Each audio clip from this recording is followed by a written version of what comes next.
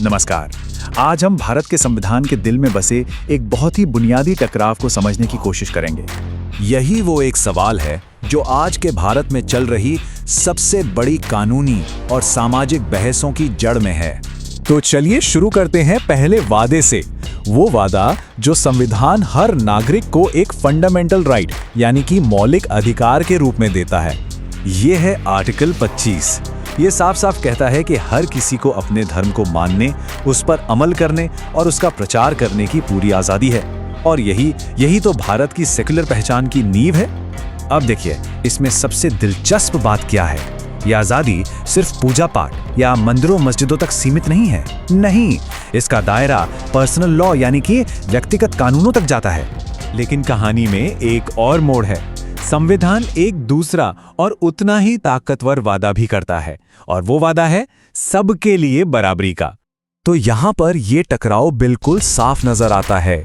एक तरफ आर्टिकल 25 जो धर्म की आजादी की बात करता है, दूसरी तरफ आर्टिकल 14 जो बराबरी का हक देता है। ये दो ऐसे फंडामेंटल राइट्स हैं जो असल जिंदगी में एक दूसरे को अलग अलग दिशाओं में खींच सकते हैं। सुप्रीम कोर्ट ने तो इसे और भी खूबसूरती से समझाया है। उन्होंने कहा कि बराबरी का अधिकार दूसरी आजादी के साथ मिलकर एक गोल्डन ट्रायंगल बनाता है, एक ऐसा सुनहरा त्रिकोण जो किसी भी इंसान की गरिमा को बनाए रखने के लिए जरूरी है। तो सवाल ये उठता है कि ये जो किताबों की बातें हैं, ये जो सैद्धांतिक टकराव हैं, ये असल दुनिया में कहाँ एक संघर्ष का रूप लेता है, कहाँ ये आमने सामने आते हैं? और इसका जवाब है पर्सनल लॉज के मैदान में। जी हाँ, व्यक्तिगत कानून। तो ये पर्सनल लॉ आखिर हैं क्या? देखिए, ये वो कानून हैं जो हमारी जिंदगी के सबसे निजी मामलों को तय करते हैं। शादी, तलाक, बच्चा गोद लेना, वसीयत और विरासत।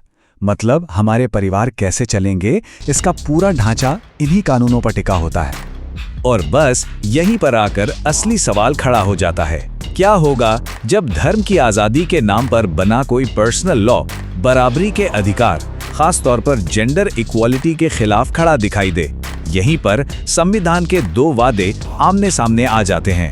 तो इस टकराव ने एक और बहुत बड़ी बहस छेड़ दी है कि जब संविधान के दो बड़े वादों में टक्कर हो तो आखिरी फैसला कौन करेगा? संविधान का असली मतलब कौन बताएगा, संसद या फिर अदालतें?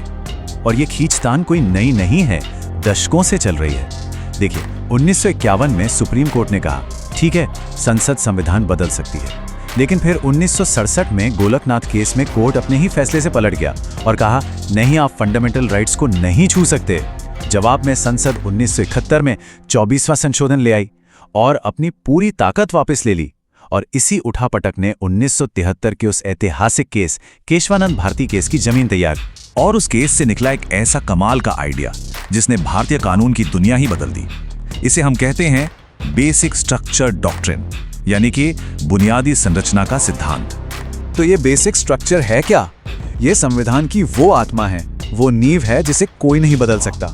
जैसे संविधान सबसे ऊपर है, ये सिद्धांत, या फिर समानता का सिद्धांत, और हाँ, न्यायपालिका की आजादी।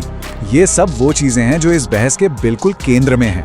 लेकिन संसद ने भी हार नहीं मानी। इस सिद्धांत को सबसे बड़ी चुनौती मिली 1976 में, इमरजेंसी के उस विवादित दौर में। तब 42वें संशोधन के जरिए संसद ने खुद को संविधान बदलने की अनलिमिटेड पावर दे दी, बिना किसी जुडिशियल रिव्यू के।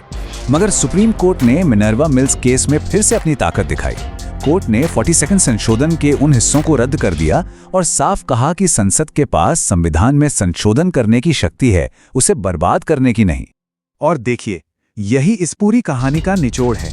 ये लड़ाई अभी खत्म नहीं हुई है। ये सवाल आज भी उतना ही बड़ा है कि भारत एक देश के तौर पर आस्था और समानता के बीच की इस महीन संवैधानिक रस्सी पर आगे कैसे चलेगा, इसका संतुलन कैसे साधेगा।